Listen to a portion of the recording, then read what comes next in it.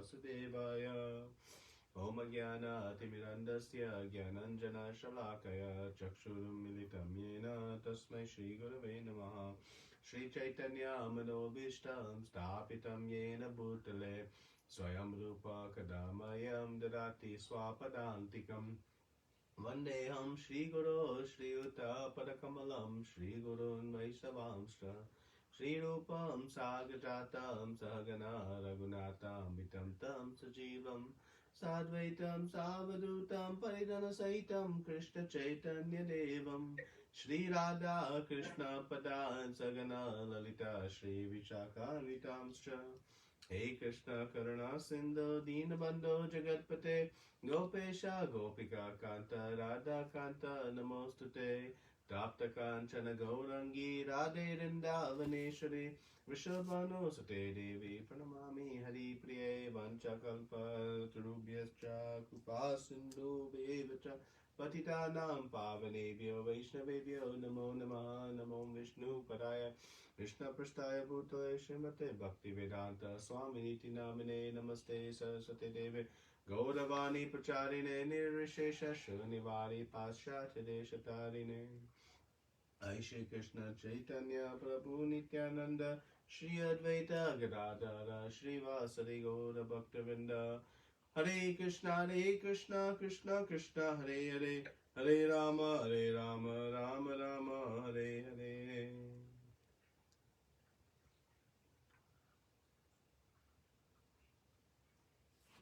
Hare Krishna, everyone. So, welcome to our continued study of Bhagavad Gita. So today we're discussing chapter 16, the first half. Chapter 16 discusses the divine and demoniac natures. So, in chapter 15, Krishna began the chapter talking about a banyan tree, an upside down banyan tree. And we said that the three modes of nature nourish this tree, and it creates various fruits. And the fruits of the banyan tree, we know there are good fruits and bad fruits. There are higher positions on the tree, higher positions within the material world, and lower positions within the material world. The banyan tree being a metaphor for the material world itself. And so chapters 16 and 17, they discuss the different qualities that develop at the higher parts of the tree and at the lower parts of the tree, and the divine and demoniac natures. So this will be the topic here for the next two chapters, and we'll see much of this chapter actually is discussing the demoniac nature, and there'll be lots of details describing it. And what we'll see is in a very vivid display that this demoniac nature is widely prevalent in today's society. And we'll discuss that because typically when we think of demons, we think of, long horns, fiery eyes, wicked hair, and, sharp teeth. But we'll actually see a very crisp definition this week. So let's read the first three verses are presented together.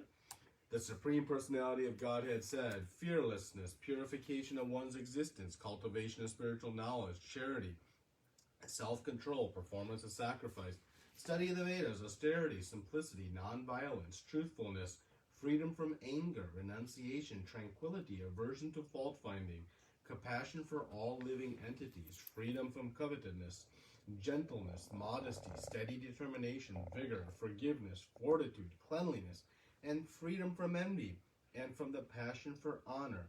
These transcendental qualities, O son of Bharata, belong to godly men endowed with divine nature. Now these 26 divine qualities, they elevate one. They're activities that are in the mode of goodness. And they are auspicious for the path, for one on the path, making progress towards liberation, becoming free from the modes. So as one is attempting to transcend the modes. And Srila Prabhupada speaks about these divine qualities being of transcendental nature. meaning they are instrumental in helping one transcend. But when we think about these qualities, actually, we think, wow, what a world this place would be if everyone had these qualities. I mean, can we imagine that everyone was fearless? Everyone was trying to have some self-control, that was non-violent, that was truthful, that had, compassion for all living entities, no covetousness, some modesty. Can you imagine a world like that? Actually, if you think about this, if you presented this to all the politicians in the world, they say, yeah, we'd love our constituents wherever we're ruling to be full of these qualities. So while these are grounded in our shastric evidences, they apply even in one's material endeavors, because they're very wholesome, and they're very perfect. And so this is, if you can just imagine, wow, what a great environment it would be. But the means to bring them out are really, really important. So these 26 qualities, they're born of activities done in the mode of goodness. We've talked about the modes previously, and we'll talk about them in more detail in the next chapter. But when one does activities in the mode of goodness, these qualities come about, they manifest. And so these are the 26. When one is in the mode of passion or ignorance, bad fruits develop, or bad qualities, and we'll talk about those coming up. Now, one note that's important here is that, in studying our Shastra, we see, the 26 devotional qualities, Vaishnava qualities. These are different. So these are not the same. So don't confuse the two. They're different. Okay, and again, we'll see the 6 demoniac qualities coming up here. But let's discuss these 26 now in a little bit. Krishna says that these belong to godly men endowed with divine nature. So this means, and Prabhupada speaks about it in the purport, that we are born with these qualities. Now, how we are given those qualities at birth is really important. It is not random that some are born with these and some are born with something else. No, one is born with these qualities based on our past interactions with the modes of material nature, based on our past activities. One then acquires these types of qualities. Right? We say our varna in varnashram dharma is based on the qualities. Well, these qualities are acquired based on our past interactions. So we are born with these particular qualities. So the activities we perform, they lead to various qualities. And to then change the qualities, it means we have to change the activities, because that is the root cause of acquiring these different qualities. Right? So these divine qualities, Prabhupada writes in the purport, they develop by following Shastra and Varnashram Dharma. If you follow Shastra and Varnashram Dharma, these qualities will develop. Otherwise, demoniac qualities will develop. And we'll see how that's a very black and white distinction coming up that defines the difference between the divine and the demoniac. It is a very black and white distinction. Okay? So, Srila Prabhupada talks that if one does not develop these qualities, then bad results are going to come up. And what are the bad results? One will remain bound to the material world, as Krishna will tell us later, but one remains in this human birth, or even degrades to lower species. So that is the result. And the result of one who takes to the divine qualities can progress towards ultimately liberation. So up or down. And we'll see that again coming up. So Srila Prabhupada says that one should work to develop these qualities by following the Varnashram Dharma. So the qualities now, they're organized by Varnashram. And I'm going to present these in the way they're set up, so that we can follow them. And they follow roughly in the order presented.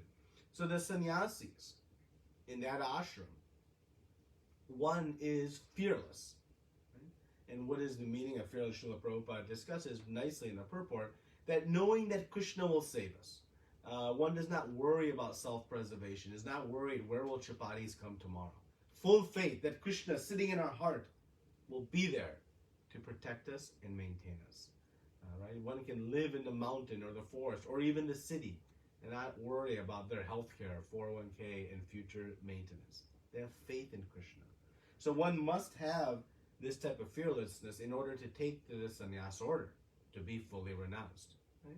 So they have faith that Krishna sitting as Paramatma in the heart will always work. Because if one is fearful of their maintenance, then they cannot take to this, ashram, as one will be in a very disturbed state of mind, worried, where my chapatis will come tomorrow.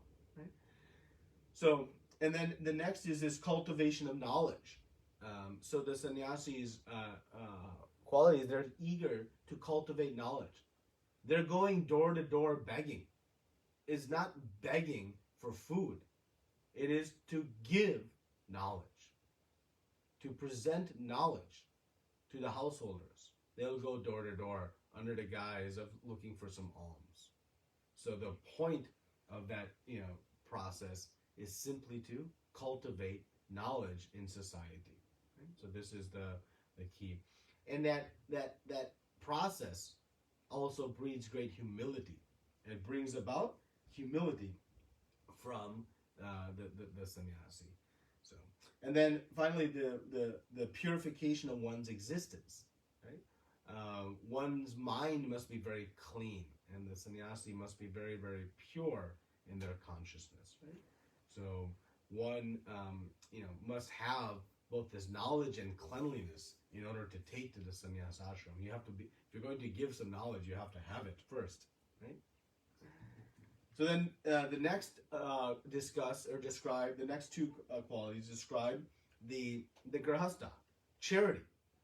A grahastha must give charity. The Vedic injunction is 50% of one's income. Now, that sometimes creates some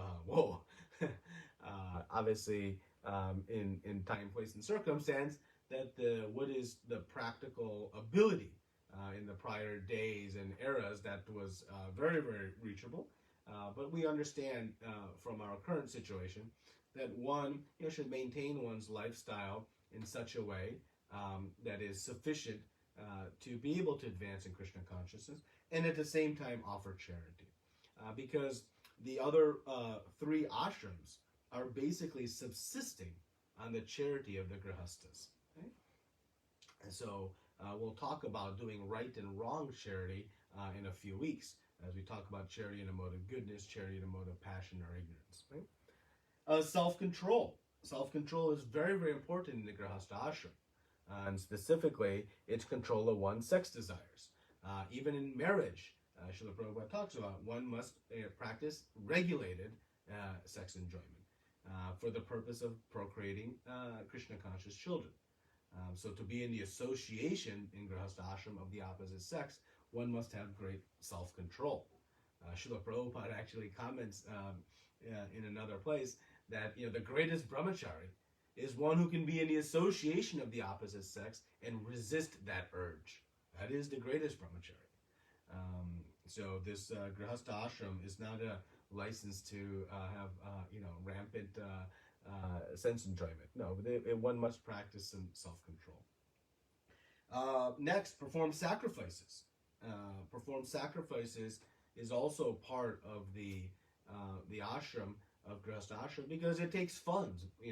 And when we see in Srimad Bhagavatam, millions of dollars to perform one of the Rajasuya sacrifices. So it requires some income, and that income is earned in the Grahastha Ashram, so that is a duty of the Grahasthas. Right? Next, we have Vedic study, and the Vedic study is for the brahmachari. The brahmachari goes to the Gurukul and begins to study the Vedas under the guidance of spiritual master.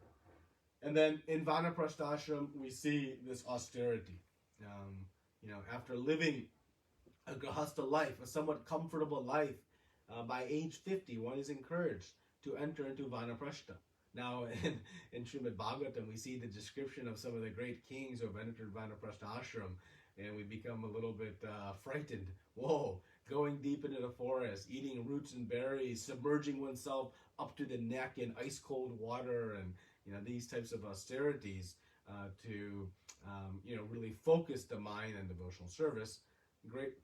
Gratefully, our acharyas comment that in today's age, one can practice this austerity of vanaprastha ashram, by living in a temple community and dedicating oneself to full service of the Supreme Personality of Godhead. So, by Srila Prabhupada's mercy, he has made temples all around the world, and so one is encouraged.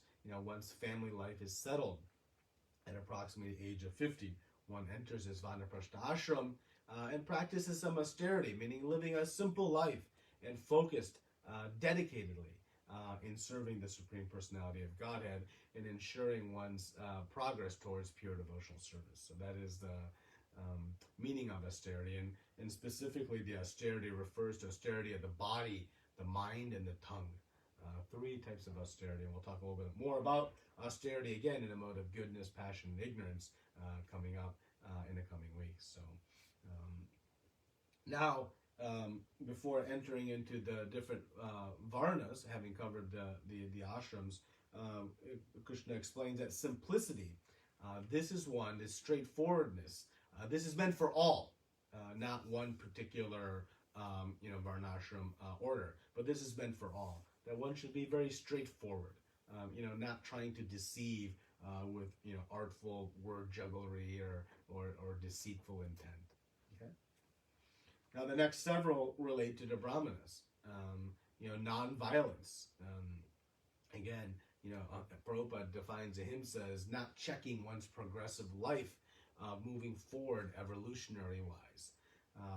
And so non-violence is very, very important for the brahmanas. Being truthful, freedom from anger, right? A brahmana should be very controlled in their anger.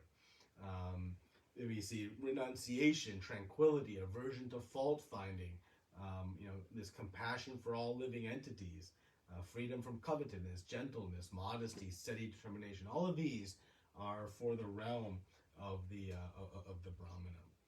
And then the kshatriya. The kshatriya must have fortitude, must be forgiving, must have some vigor in order to perform the function of protecting society. One must forgive an aggressor in the right context, but one also must have some strength, fortitude to take to this, the severe action of having to fight if necessary under the guidance of the brahmanas and under Shastra. So the kshatriya must possess these types of qualities. And then the vaishyas must be clean. Prabhupada talks about earning money in a very clean way, not in a black market type endeavor. Must be free from envy. So these are the qualities of the vaishyas. And the shudras, must be free from passion or desire for honor. The shudras are in order that is engaged in service to the others. And so one should be, free from the pride of saying I am beneath that type of work. So again, these are the qualities, and they break out by both varna and ashram. And they manifest by following this varnashram system and by following Shastra. These good qualities manifest from activities in the mode of goodness. And so we can try to develop them through the practice of varnashram dharma. And these are thus the divine qualities. Again, distinct from the Vaishnava qualities. The Vaishnava qualities that we see. We also saw some very many qualities in the 12th chapter where Krishna says these these persons are very dear to me. Those manifest from the practice of bhakti, devotional service. So just make sure that we understand these are again in the mode of goodness. They are helpful in the progress towards transcending the modes, but they are still within the mode of goodness in this sense. Okay? So now the demoniac qualities. Let's see what is stated here by Krishna. Krishna says in the 4th verse, pride, arrogance, conceit, anger, harshness, and ignorance. These qualities belong to those of demoniac nature, O son of Pratap. So Prabhupada says, in this verse, the royal road to hell is described. Prabhupada it's very articulate and stating with great emphasis. This is truly the royal road to hell. So these 6 qualities are the demoniac qualities. And so, when we see pride, conceit, and arrogance, in the English language, those are very similar. But from a Sanskrit perspective, they carry slightly different connotations. Pride it refers to making a show of advancement or religion. Thinking that I'm, this advanced person, or making a show of it. That is related to pride. Whereas the arrogance is proud of one's education and wealth, kind of what I possess. Pride is very flashy and flamboyant, showing this arrogance is the pride of one's education and wealth. And conceit is feeling that others should worship me, that I'm a worshipable personality. They'll go up to the point of claiming themselves to be God. So this pride, arrogance, and conceit, again, in English is very, very close, but in Sanskrit they carry slightly different connotations. But the point is that we understand that one is very arrogant and proud of possessing certain types of qualification or knowledge, and so this is the very demoniac quality. We know the Vaishnava quality. The core of the Vaishnava quality is humility. So it's the complete opposite of that. Anger, Prabhupada, Krishna says after pride, arrogance, and conceit, this anger, the littlest of thing creates agitation, resulting in being very harsh, both in speech and in action, right? And so this anger and harshness kind of come together, and it leads to ignorance. So they're all, somewhat connected. This pride and arrogance, when, our need to be honored or worshipped or respected is not met, we become very angry. And it leads to very harsh reactions, again, both in action and words. So they're all, kind of interrelated, these 6 demoniac qualities. And so these people, the reason we say ignorance is because they don't know what to do, and we'll see this in the coming verse, but they are not following Shastra to guide their activities. They're simply doing, whatever will solve their, desires, acting very whimsically. And they're trying to, control their anger or meet their desires, but it doesn't work. So these people cannot discriminate from what is good and what is bad, and thus they are in full ignorance, right? They don't know in the mode of goodness, following the mode of goodness with some knowledge. Remember, knowledge is one of the binding aspects in the mode of goodness, because one knows what is good and what will elevate and what will bring about good reactions. But here, one does not know. So they're in ignorance. Now, similarly, one, in the prior verses we said that, one is endowed with such qualities. Well, similar here, one is also born with these bad qualities. And again, not randomly. We have nobody else to blame if we have been born with these qualities, but our own past actions. So it is not random. And so the main cause of these qualities is not necessarily the environment we are born into, but it is our past actions. Now, certainly the environment we are born into can help accelerate those qualities, or also can help us in change. But again, the principal driver of these qualities within us is our past actions. But again, it's important that we don't ascribe our birth to be the determinant of these qualities. And we see this, right? Sometimes we see very pious children born in very impious families. And we see vice versa. In a very pious family, a child is acting very poorly. So it is not the the environment that necessarily creates, or the birthright, but it is based on the jiva's past activities that they enter into this next body with those qualities. But of course, environment can help modify those in time. But so, just important that we remember that as we think about these qualities and know who is the cause of them. Nobody but ourselves. We are the source of them based on our past activities. We cannot lay blame at anyone else's feet. So now Krishna will continue. The transcendental qualities are conducive to liberation, whereas the demoniac qualities make for bondage. Do not worry, O son of Pandu, for you are born with divine qualities. So The divine qualities advance one, progress one towards ultimately eternal life of bliss and happiness in the spiritual world. If not all the way there, then at least up to the heavenly planets where there is more enjoyment. So the divine qualities elevate one. And the demoniac qualities, they keep one bound to this earthly planet and material world, and it can even take one down to the lower planetary system. So we see the result of both qualities that Krishna has summarized. Now Krishna tells Arjuna, Ma Suchaha, don't worry. And our acharyas are commenting that Arjuna might be worried that he had some anger in the battle, right? As a Kshatriya, you exhibit some anger. But Krishna assures him that he is on the path of liberation because he is in this divine nature. So don't worry, Arjuna. And Prabhupada explains that because Arjuna was using good consideration, was evaluating the pros and cons. Should I be fighting my elders? Using the knowledge that he had acquired through his great training from his family, that he was acting, not in impulsiveness or in harshness, but he was actually being understood of what was right. And ultimately, we know Arjuna's desire or decision to fight was based on the fact that this was the will of Krishna. So when the will of Krishna enters the equation, then there is no other consideration that must be attended to. So this is the assurance that Krishna is giving Arjuna very lovingly to make sure he understands that he did not do anything incorrect in his exhibition of anger, but instead that anger was transcendental because ultimately it was under the service of Krishna.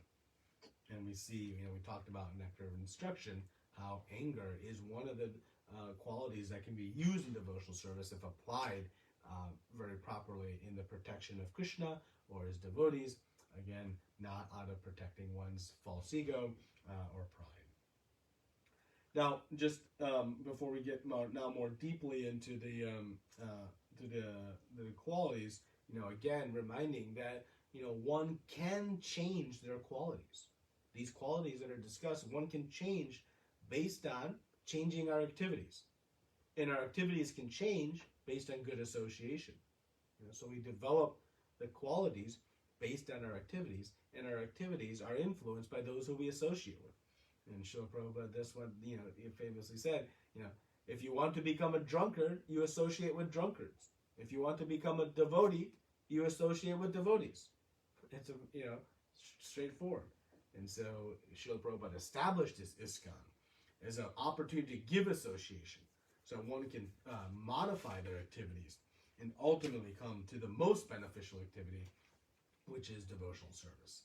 So one is not stuck in these qualities, though they are born with them. Okay. 6th verse. O son of Pratap, in this world there are two kinds of created beings. One is called divine and the other demoniac. I have already explained to you at length the divine qualities. Now hear from me of the demoniac. So here we get it. Straight, without any varnish, without any softness. It's simple. Either we're a demon or we're divine. There is no in between. And the distinction is very black and white. If one is adhering to the Vedic scriptures, the literatures, and shaping one's activities accordingly, they are considered divine. Divine follow a regulated life, abiding by the injunctions of Shastra and Guru. Thus, one shapes their activities accordingly. One who acts according to one's own desires, they are demoniac. This is the only criteria. It has nothing to do with the color of our eyes, or the shape of our teeth, or the look of our person. It is simply, if we're following Shastra, one is divine. If not, we're demoniac.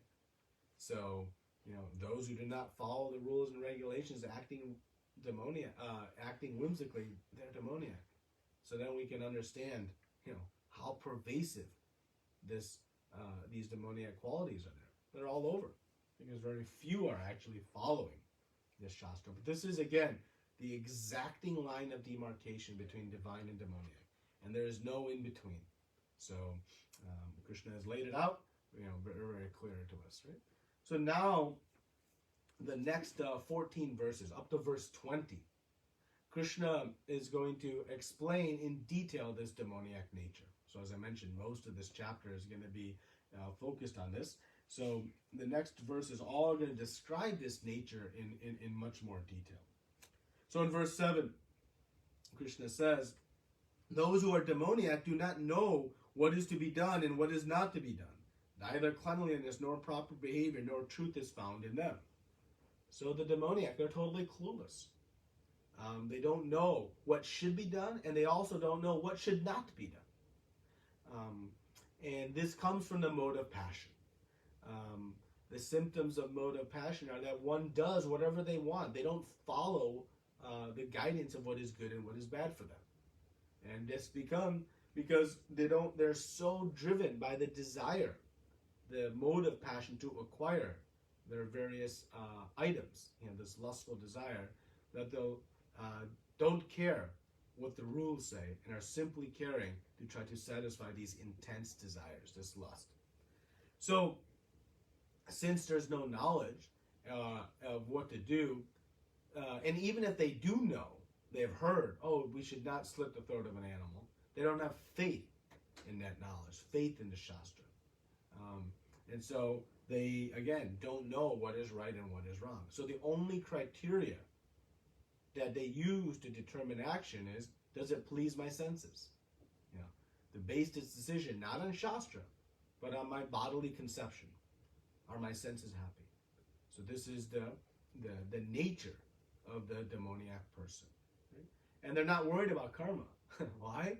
Because they don't believe in the soul. They only focus on, again, the body, the senses. They're not thinking, what is good for my soul? They're thinking, what is good for my tongue, eyes, ears, nose, sense of touch. That is what I'm focused on. And thus I make my decisions accordingly. So this is the demoniac nature. And there's no cleanliness. They're not clean, both in body and in mind. Not washing hands and bathing, and a dirty mind contaminated with all kinds of thoughts. So, we know the devotee is very, very clean. Should bathe often, before going to the temple or performing service or after, using the bathroom and things like that. There's a very, systematic process. So we see great cleanliness, again, both of the mind and of the body. But the demoniac are not very clean. In Surrender to Me, Bhagavad Prabhu gives that wonderful story of the jackal and the vulture. Even the demons sometimes will propagate philosophy. And we saw this in Kamsa. He gave great philosophy after to Devaki after killing the children. Or even Hiranyakashipu is preaching to his family after his brother Hiranyaksha was killed. But their motive is not proper. The vultures and the jackal. The story goes, in brief, that there was a family mourning for the death of their son, and the jackal comes and says, that it's good that you're mourning and that you should, stay here near this body and glorify the activities of your son until evening, and then you should go home and tomorrow come back and perform, the funeral rites. And the vulture, hearing this, comes down and says, no, you should immediately leave. The soul has already left. There's nothing here in this body. There's nothing to lament. And both had some good philosophy. But the vulture was simply saying that so he could eat the body now. The jackal was suggesting that so he could enjoy the body in the evening. So both motives were their own sense enjoyment, even in propagating philosophy.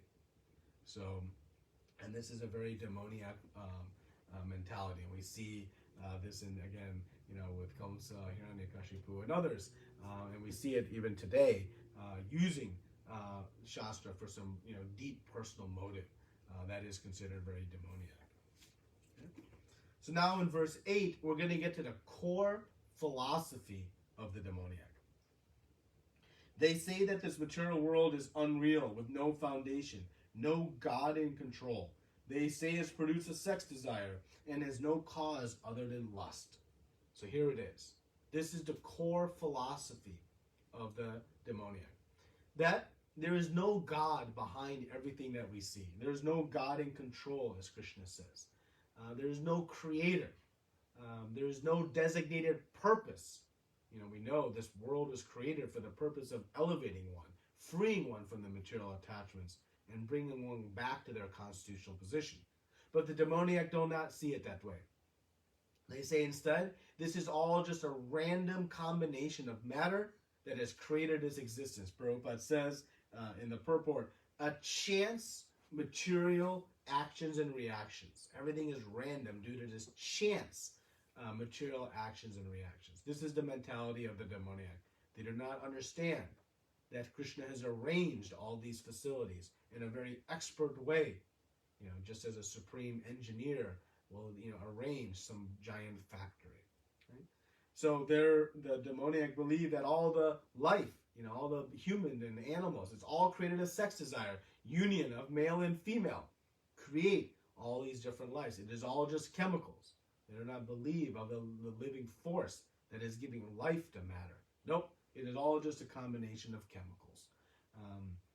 And so this is the mentality. And when they say, there is no other cause than lust, what they mean is that there's no God behind everything that is enabling everything. Simply our desires, chasing our desires, and things are happening. But we know there is a supreme sanctioner, the supreme personality of Godhead, that is sanctioning each and every activity. But the demoniac, they simply believe that it is matter, no spirit. And so everything is just happening by chance.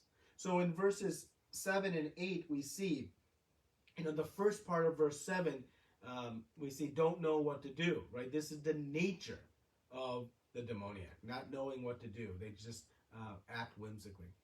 And the mentality and attitude is in the second half of 7, which says, they're absorbed in this conceit, and not understanding it. And then the philosophy of the demoniac is given in verse 8. This, there is no God. So everything is happening by some chance reactions of matter, but there's no person behind everything. So this is kind of the summary of the demoniac approach in verses 7 and 8. So now the next verses up till verse 18, Krishna is going to explain all the abominable activities that are performed by people with this demoniac mentality, with this demoniac philosophy. Really meaning what is the result of this mindset and qualities? What are the activities that ensue?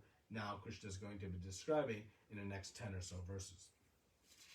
So in verse 9, we see, following such conclusions, the demoniac, who are lost to themselves and have no intelligence, engage in unbeneficial, horrible works meant to destroy the world. So the demoniac, what happens?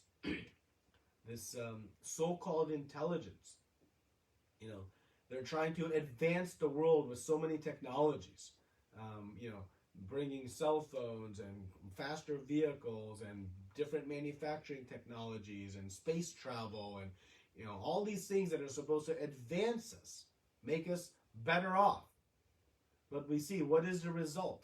As time progresses, more disease, more violent crimes, more mental anguish, more depression, more substance abuse, all these things, the environment, the planet itself becoming more polluted, not only our minds and our experience, but the world itself, less healthy foods, more complicated lives, less time. All these things are happening. But we have so much effort in technology trying to advance us. This is because we're following the demoniac ways of trying to follow advancement. And the results are very clear. So when Krishna says horrible works meant to destroy the world, we see it. The world is destructing all around us. Our own experience within it and the actual planet itself. The widespread, consumption of meat is killing this planet. The environmental effects alone are staggering. And you're seeing, companies like Impossible Foods coming out. They're coming out not from a Vedic perspective, but from a perspective of trying to save the planet from the extremely destructive effect But beyond the environmental effects is the spiritual effect of taking a life unjustly just to satisfy the tongue. So we see this. Nuclear weapons. Srila Prabhupada talks about. The world was so proud in the 60s and 70s of the advancement and the intelligence and technologies. Even before that, back in starting, way back in the 30s and 40s, about the advancements of nuclear technology. There was so much pride, but now everybody is fearful of it. It's going to get in the wrong hands. Why? Because it has the potential for so much destruction. So we make up our own ideas of advancement of technology. And what is the result? We actually degrade, and we work to destroy the world. So this is what happens when the demoniac philosophy is followed. And it's very clear. We have proof, tangible evidence of it. So making so many things in the factories for us, and how much damage is being done to the environment. To make the products cheaper for us, so that we can consume more. Factories cut corners and use very destructive materials, moving away from natural materials to synthetic materials. And there are huge byproducts and waste being dumped into the river and into the ground and into the air. And so again, we could go on forever discussing all these destructive activities, but it's again very, very clear. But following our Shastra, the simple living, high thinking, a plot of land, a couple of cows, what kind of peaceful existence everyone has. But this demoniac mentality, thinking of their idea of advancement, we see even materially, their hopes for advancement are being thwarted. Our existence is actually declining. Again, even materially, not even spiritually, materially. There's still more anger, more disease, more violent crimes. Again, I gave the whole long list, and we could go on. Right? So this ugra karma, this very horrible, painful work, is what we see in the demoniac mentality. And unfortunately, we see it all around us. Verse 10, taking shelter of insatiable lust and absorbed in conceit of pride and false prestige, the demoniac, thus illusioned, are always sworn to unclean work, attracted by the impermanent. Right? So these activities and mentality, demoniac, are very clear, right? Following this conceit and pride, they take shelter of the insatiable lust. And so again, it's not horns and red eyes and curly hair. It's this. And so when Srila Prabhupada says the world is full of demons, is he wrong? He's absolutely right. Based on what Krishna is describing as his demoniac nature. That's virtually all we see around us. Right? So this lust is insatiable. So the mind spins very fast in this mode of passion with so many desires. But one's never peaceful. They're always agitated. There's no satiation for that lust, as we'll see in the next verses. And so, because one, Prabhupada is talking in the purport that they're pursuing impermanent happiness. When you want happiness, but if it's impermanent, it will always lead to frustration because it won't last. And Prabhupada says that the result is that they become more and more attracted to two things: sex enjoyment and accumulation of material wealth. This is the two main pursuits of the demoniac. And we keep chasing it, and because it's very temporary and fleeting, we left always frustrated. So the demoniac, they take to very unclean activities. We know the four regular principles, meat eating, intoxication, illicit sex, and gambling. This is the life of the demoniac. And the pride, the conceit, the arrogance, it keeps one thinking that they are in the superior path, the right way, and thinking, oh, you spirituals, you don't know, you're primitive and backwards. But we can see with black and white evidence the result of both paths. Yet, due to pride, one does not see that they're on the wrong path. They don't see that actually this trying to satisfy this lust is only creating a more miserable position for them. But instead, trying to satisfy the Supreme Personality of Godhead, Lord Krishna, creates a life of bliss and happiness. But that pride blinds them from this. And so instead of getting permanent happiness, they achieve permanent suffering. And that's what we'll see in this final verses we'll discuss, 11 and 12. They believe that to gratify the senses is the prime necessity of human civilization. Thus, until the end of life, their anxiety is immeasurable. Bound by a network of hundreds of thousands of desires and absorbed in lust and anger, they secure money by illegal means for sense gratification. So here's the core mentality, right? What is life? Eat, drink, and be merry. That's life. So satisfying senses. This is the prime exclusive goal of life for the demoniac. And isn't it true? You know, this is what we see all around us. Again, Srila Prabhupada says, the world is full of demons. Oh, don't say that. That's not. What's everybody pursuing? Simply sense gratification. And what's the result of this pursuit? Krishna says, immeasurable anxiety. And don't we see anxiety everywhere? We're always worried. Because if I have that which I desire, I am anxious because I might lose it. And if I don't have that which I desire, I'm anxious because I don't have it. Either way, I'm full of anxiety, even if I have what I'm desiring or not. And that is the miserable condition that exists with this demoniac mentality.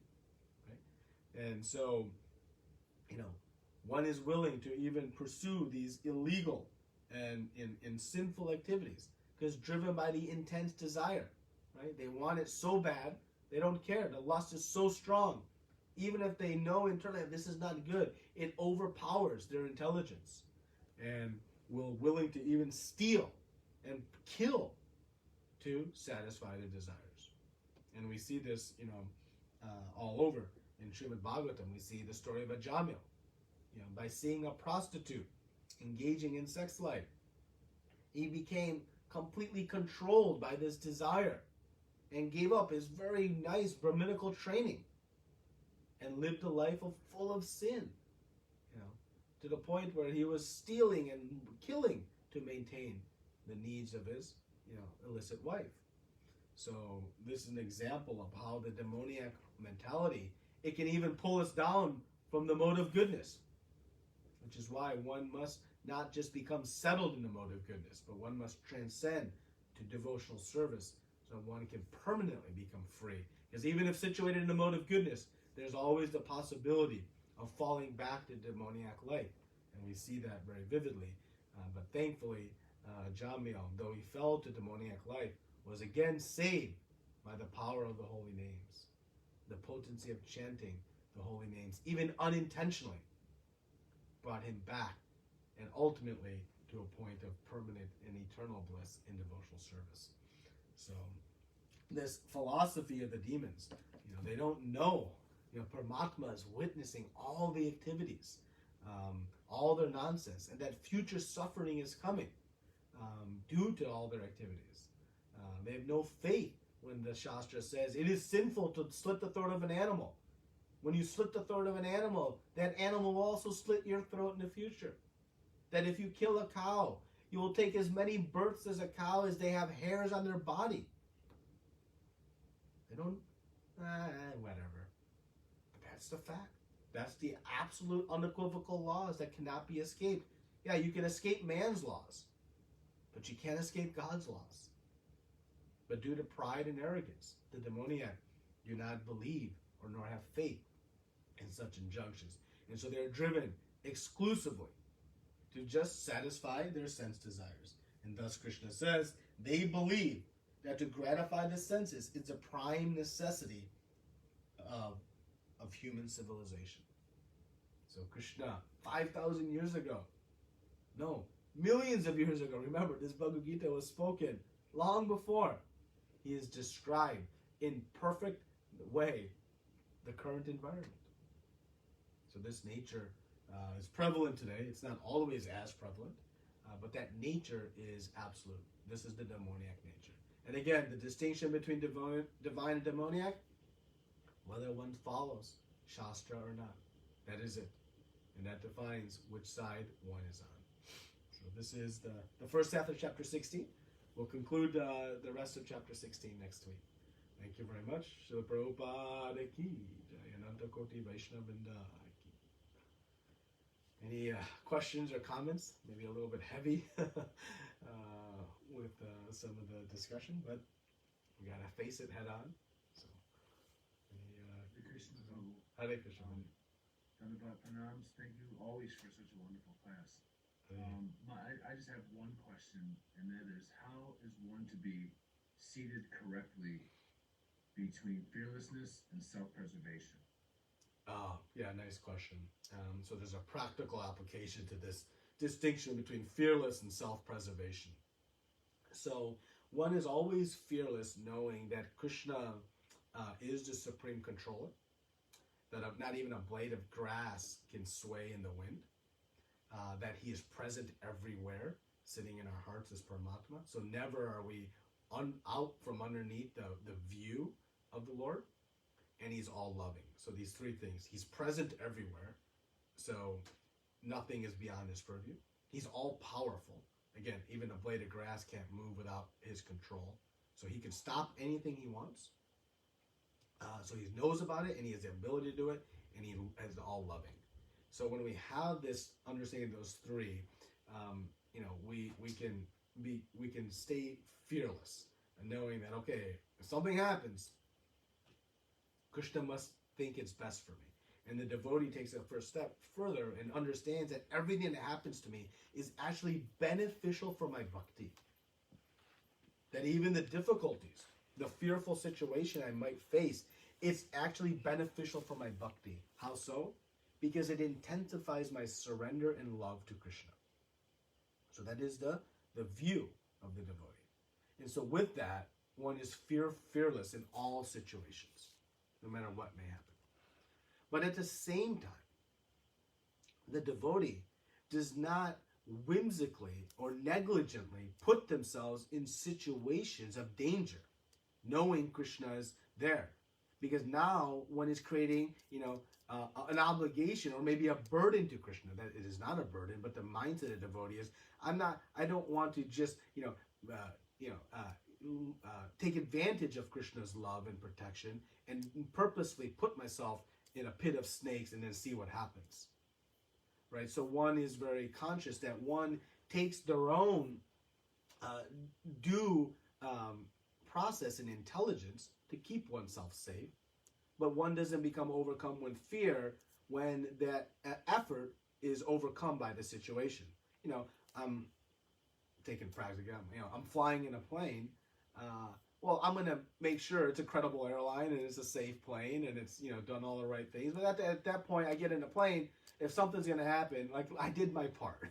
I was not, foolish in stepping into a plane that only had one wing and one engine.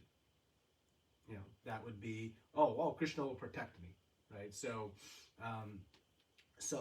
that is kind of the broad. Now, when it comes to like kind of the real specific aspect of self-preservation, one protects themselves. One knows that this body is a vehicle to serve Krishna.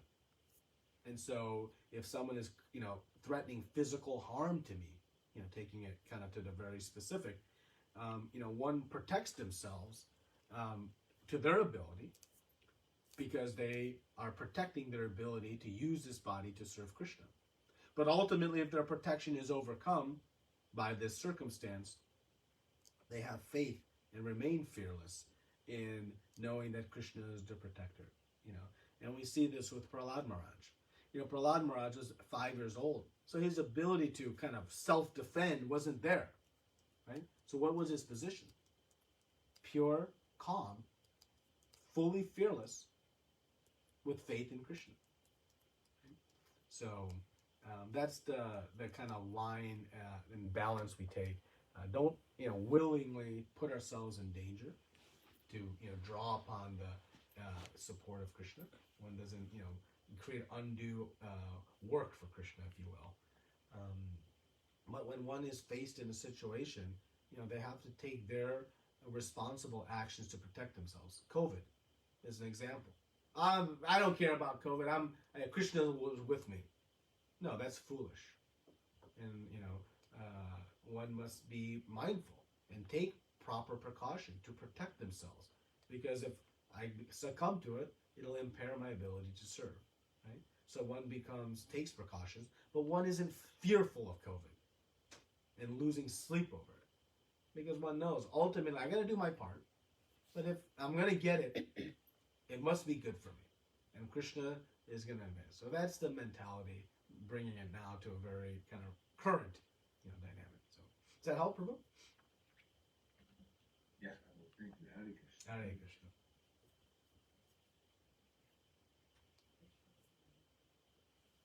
Hare Krishna. You speak louder. I'm just not hearing. Okay, I can hear. Yeah, thank you, Prabhuji. As you said, the class was very heavy, Prabhu. When we are sitting here, we were like happy, cool after the service. Now we feel very heavy. Yes.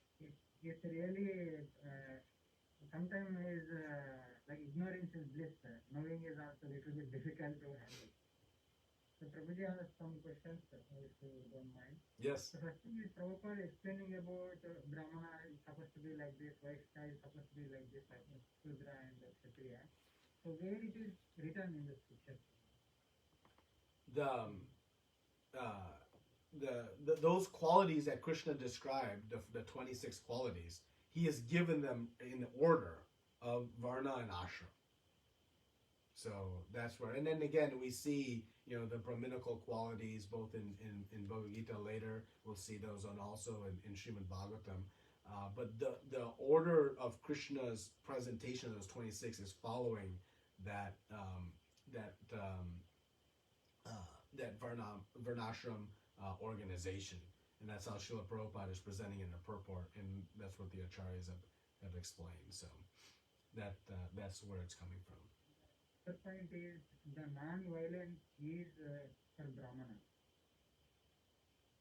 Yes. So non-violence is listed to Brahmanas. Other than Brahmanas can use non-violence to some extent, not to harm others, but they can use like Kshatriyas to protect and Shudras to like clean up all those things, because when they clean up they have to take up all kind of dead animals or whatever they do. So for them there is no other option. So Vaishyas is kind of, because they need to do business, so they might some business are with respect to the non-violence. So that means non-violence is dedicated to Brahmanas. No, it's a good point. These are not exclusive to one or another, but they're the predominant. So the Brahmanas are responsible for promoting non-violence in society, right? Because the Brahmanas are the head of society. They are the ones who advise the Kshatriyas on when to fight, when not to fight. They are advising and guiding, and the Kshatriyas are organizing all the Vaishyas and Shudras in a cooperative manner in society, right? So this non-violent perspective of the Brahmanas permeates society, but it is the Brahmanas who are responsible for helping to ensure, because if, like Parikshit Maharaj, right?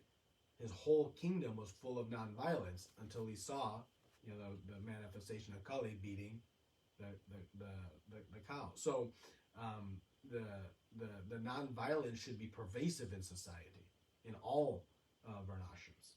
But the Brahmanas are kind of the responsible for helping make that happen through all the other varnas. That makes sense. So it's not exclusive that only Brahmanas should be non-violent, everybody else can be violent. No, that's not. So that's a good clarification you're making. I asked this question a couple of years before. My colleague in office, he asked me this question. He's from India. So this Varnashrama Dharma is created as per our Shastra. Krishna is telling that Krishna is created. But if we see the fall down of Varnashrama Dharma, like right now in the situation in India, Varnashrama, if we talk about, that is kind of they seen very degraded. No, because the Varnashrama, this Jati, Party, all this came. Yeah. So division in society came, so much harmful things happen.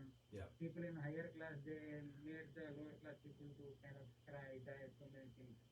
So sorry to say, because his question I'm asking, like he says, like he's blaming on Krishna, because if Krishna is everything, he knows everything past and future. So why did he create such a such a situation in the society. So degradation is so bad that people are going to suffer so deeply. Yeah, no, it's a good question. So the Varnashram system has become very, very degraded and very, misused, and so it's brought some question on the system itself. Um, I'll give an example that may help. You have a gym, and in a gym there are some weights, and the gym, the weights are to be used in a certain way that will help create a nice, fit, healthy body. But if you misuse those weights or don't know how to use them, and you land one on your head, that will not be a good situation. So is that the fault of the gym or the fault of the user? It's the fault of the user, not understanding how to apply the weights to the intended purpose. So similarly, Varnashram Dharma is it is an absolutely perfect system to organize society in a way that leads to a peaceful situation, because it organizes everyone according to their natural qualities. And everyone within the Varnashram system is co-supporting each other. And there is a support network, because no one individual can do everything needed in society. It's teamwork that's required. Business world talks so much about the importance of teamwork. Well, Varnashram is in the essence the perfection of teamwork. How each person works together cooperatively with the neighbors in society to create a very peaceful existence, so that every living entity they can then take to the higher purpose of life, which is self-realization, Krishna consciousness. Varnashram Dharma is not bhakti. Varnashram Dharma is creating the environment from which then self-realization, devotional service can prosper. Now, this teamwork, we know the perfection of teamwork. There's no I in team. The purpose is that everybody works together. And that's how the Varnashram system is set up. It is not that the one class exploits the other. So due to the misapplication of Varnashram principles, it became that the higher classes were exploiting the lower classes. But that's not Varnashram Dharma. Just like dropping the weight on my head is not going to the gym. That's stupidity.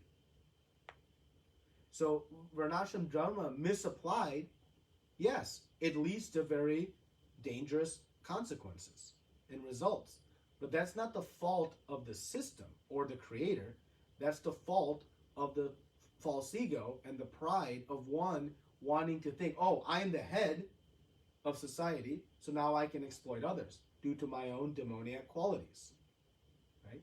So that is the source of the breakdown of the system, not the flaw in the system. The system is absolutely perfect. And the way the proof of the system in Srimad Bhagavatam, we see that the varnas, they represent the head, the arms, the torso, and the legs, the four parts of the body. Now, the head doesn't exploit the legs to accomplish some goal. The head utilizes the legs in cooperation of the overall objective. The arms don't exploit the head and start beating the head. No, they work together. So they all work together cooperatively for the function of the body.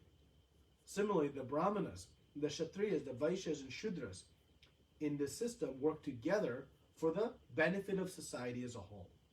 And again, what is that main benefit?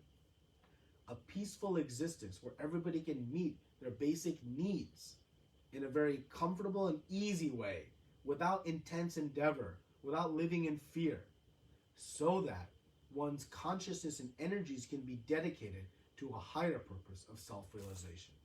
And that is Varnashram Dharma. And that is why Srila Prabhupada lamented, in leaving. He said, I completed 50% of my mission. The other 50% was teaching this Varnashram system in its pure form, because it actually works. It creates a very wonderful, and we've seen it. We've seen it in perfection. Look at the reign of Yudhishthira Maharaj, the reign of Parikshit Maharaj, the reign of Lord Ramachandra. Were there not people of different qualities in that era? Of course. But was there any disturbance in society? No, because it was a perfect implementation of this system. So again, the system is not broken. The system is not imperfect. The application by the individuals due to unjust goals and objectives is what makes the system not work. In as much as one who goes to the gym and is foolish will result in disastrous consequences.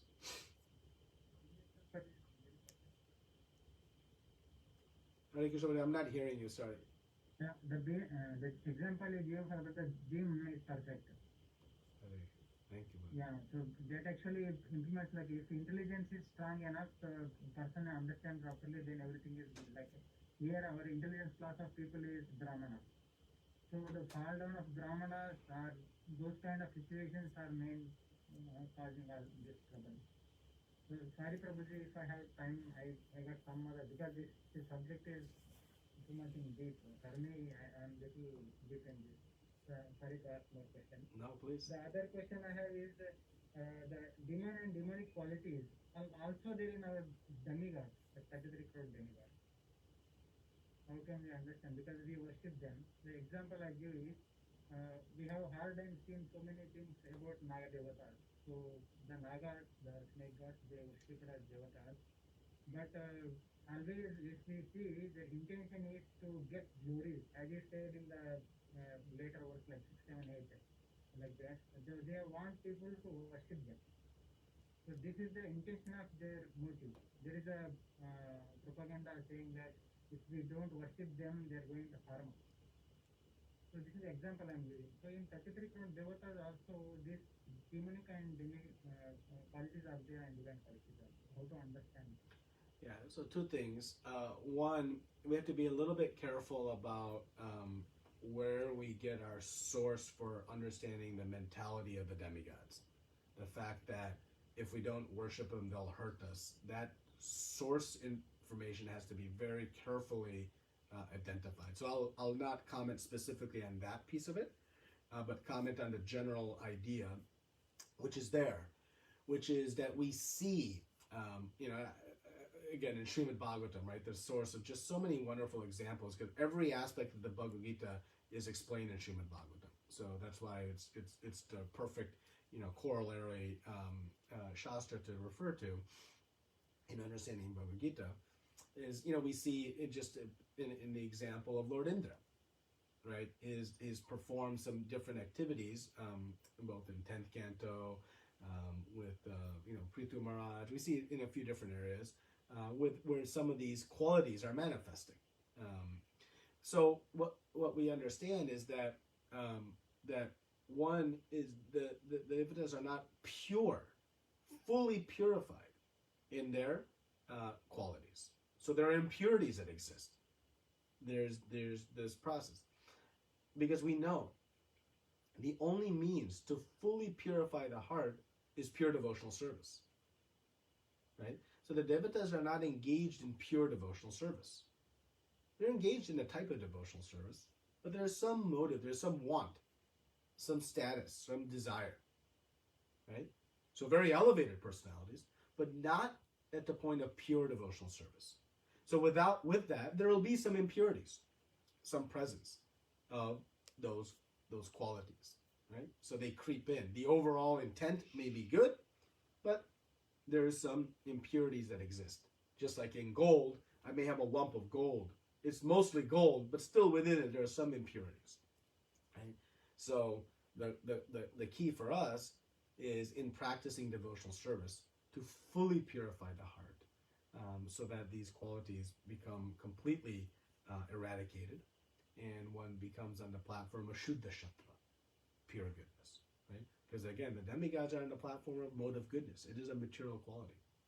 So that is why, we can understand that some of this can creep in, and that's why we should aspire for a higher platform, which is where there's no scope of that pure creeping in.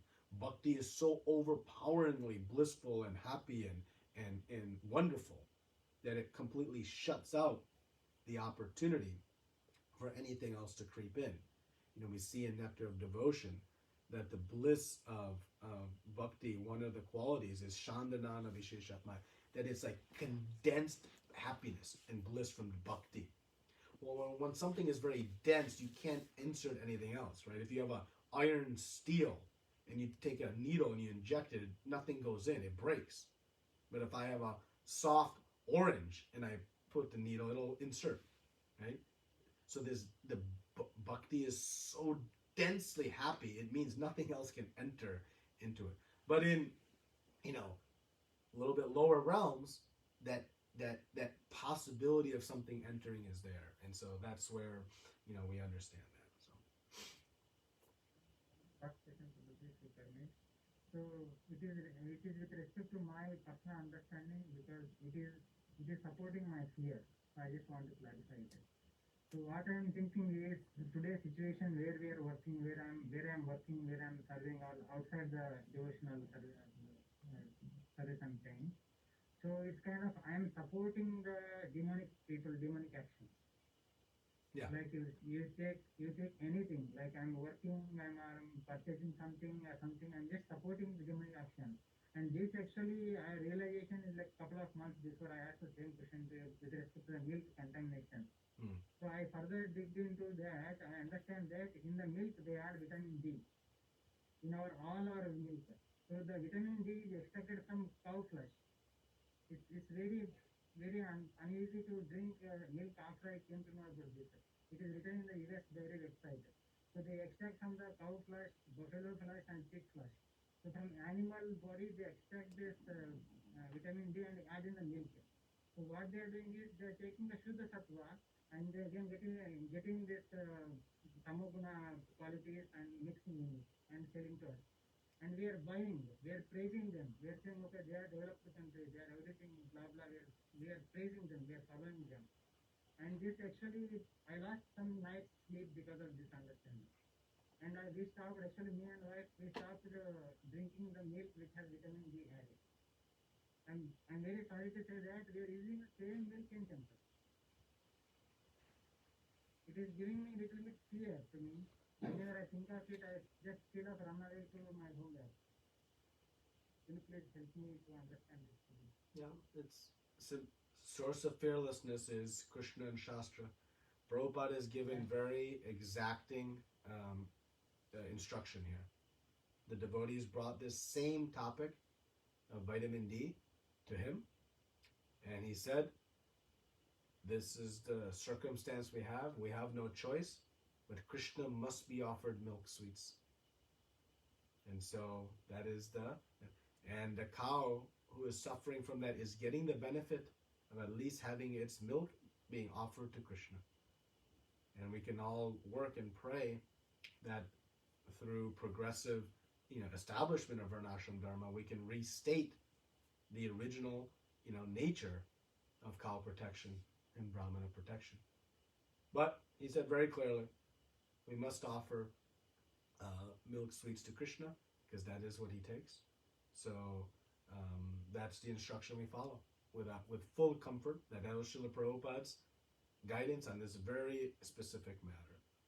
So that you can rest assured it is the right thing to do because someone who knows more than me or you or anyone else has established it as the authority. So that's what we do.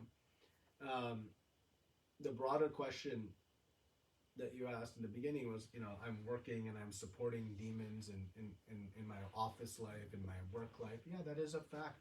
We are interacting, and that is why, as grihastas, we must be very disciplined. That the means of our the fruits of our work must be used in serving Krishna, because otherwise there is very dangerous sinful reactions from the activities that go into earning that income, right? So, but when one is dovetailing that in the service of Krishna, then one becomes free from the reactions. Remember, attachment to fruit creates reactions. Detachment from the fruits makes one free from them. So now that doesn't authorize one to enter the black market. Oh, I'm doing for Krishna, so I can do black market business. That is, again, breaks another principle. So we have to apply all the principles together. And again, that is where Guru is critical in our life. Because how to apply all this, how to answer this vitamin D question, right? Bhagavad Gita won't give me that answer. It'll give me the principles. So the application of the principles must come from Guru, so that we can understand how to apply them. Because our own mind, our own understanding will leave us bewildered, will leave us lost. So that is why we must take shelter of the bona fide spiritual master and understand the application of some of these principles. The principles are there in Shastra.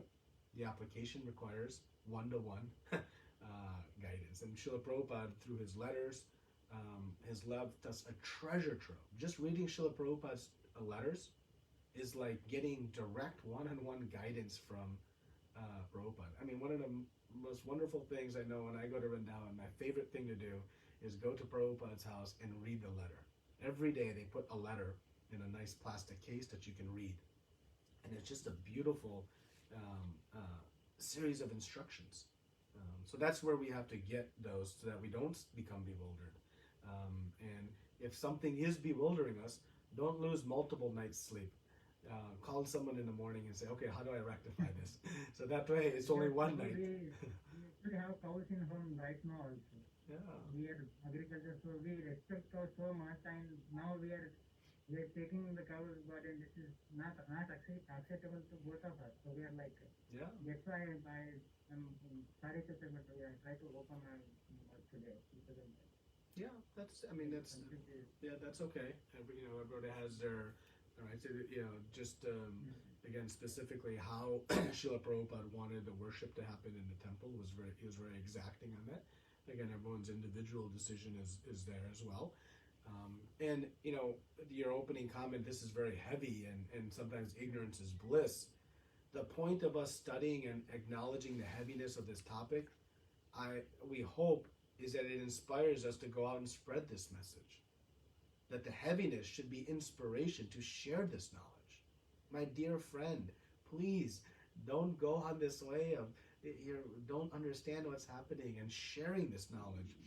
It should inspire us to spread the mission of Chaitanya Mahaprabhu and Srila Prabhupada by appreciating the heaviness of this. I could have presented this in a very watered down way. But why does Prabhupada present this in such a heavy dosage? Because it's reality. Ignorance is not bliss. It's reality. And so we can hopefully become inspired to spread this message out of a mood of compassion, paradukha dukhi, feeling pain for others' suffering. Let me endure some of my own difficulty to share. That's the goal.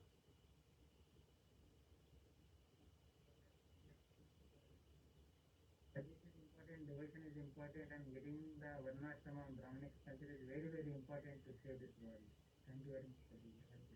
Hare Krishna. Any other comments? Yes, Mataji. Dhanyavad pranam. Prabhuji, this is really nice, and kind of really, I don't know how others are feeling, but for me, I feel that you said it many times, right? This is the same thing. Like either one is a demon or one is divine. There is no in between path. But how there is no in between path, I'm not able to understand. Like if one does not have those divine qualities in a person is still trying, but then the one is a demon there.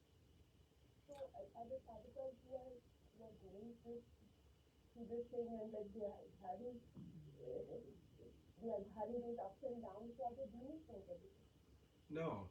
Again, the goal of the devotee, the sadhaka, is to please Krishna and become pure in their service. They may not have yet executing, but that is their goal. The goal of the demon is to satisfy their senses, and that is the prime activity of life. Right? So yes, as a practicing devotee, I know that the prime goal of my life is to serve Krishna's senses. But it doesn't mean I'm not at times serving my own senses. But I understand the goal and my objective and my mission. I may not be there yet, but I'm making progress towards it. So one is not not a demoniac person. There may be some demoniac tendencies, natures within us still as we purify, of course. We're not going to become a pure devotee overnight. I mean, you can, if one is really sincerely desiring, it can happen very quickly. But, based on our level of desire, it may take some time to purify. So, we recognize those demoniac qualities that may still be lingering within us, but we don't consider ourselves, okay, now I'm a demon. No, we're an aspiring bhakta or a bhaktin. That is my position. You should have full faith. That is your position. You're an aspiring devotee. Sincerely aspiring devotee. And thus, there is no fear of this. Again, we should be fearless. But we should be aware. So fearless and aware. These are there. Oh, I should be mindful of this. And maybe this quality is sometimes, it does peek its head up every once in a while. Now I know. I need to try to squash it. But don't be fearful. Oh, I'm a demon now. No, you're an aspiring devotee of Krishna. You're under Krishna's protection, under his love and mercy. How much mercy he has already shown us. If we were a demon, would he have brought Srila Prabhupada into our lives? Would he have brought Guru into our lives? Who did all that? Not you or I. He did it. So of course he loves us so much. How much mercy he has shown us, engaging us in so many aspects of devotional service. So we should be fully confident and have full comfort that we are under Krishna's protection and love and care, but at the same time aware, okay, these are the things that I need to stamp out because they're coming from past interactions. I haven't been a devotee my whole life. I mean, not just this life, my whole existence here in the material world. So that's how we understand these demoniac qualities. We should never, ever, ever, ever lose the recognition of how much love Krishna has shown us already in our progress in devotional service. And know, yes, he's with us and helping us all along the way. So take comfort in that. It's okay? Yes, thank you. Yes. I think you might have answered this, but just wanted to state it. Nijadam Das has two questions. One is, if someone has both divine and demoniac qualities, where does he fall, Prabhuji? Or in other words, in this world, can we classify living beings strictly under these two classifications, which I think It's what's our overarching philosophy and approach. We may have, we're a mix, but what is my goal? Do I have faith in Shastra that I want to follow it, but maybe I'm not perfect in my execution? Or do I not believe in it and I think sense enjoyment is my only purpose in life? That's going to define the divine or demoniac. But again, we may be divine, but have some tinges of demoniac. And we may be demoniac, but have some tinges of divine too. Right? So, yeah. And then the second question was, when Krishna said to Arjun that he was born with divine qualities, did he mean divine qualities corresponding to a Kshatriya? Yeah, because he is a Kshatriya. So he's speaking specifically to his position, right? Because a Kshatriya cannot be full of, let's say, non-violence, right? Because a Kshatriya sometimes has to enact violence, right, in order to perform its duty. But that violence is not senseless. It's sanctioned by Shastra and the Brahmanas, as an example. Yes.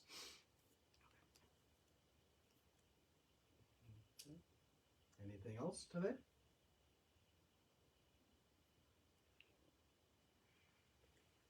Okay.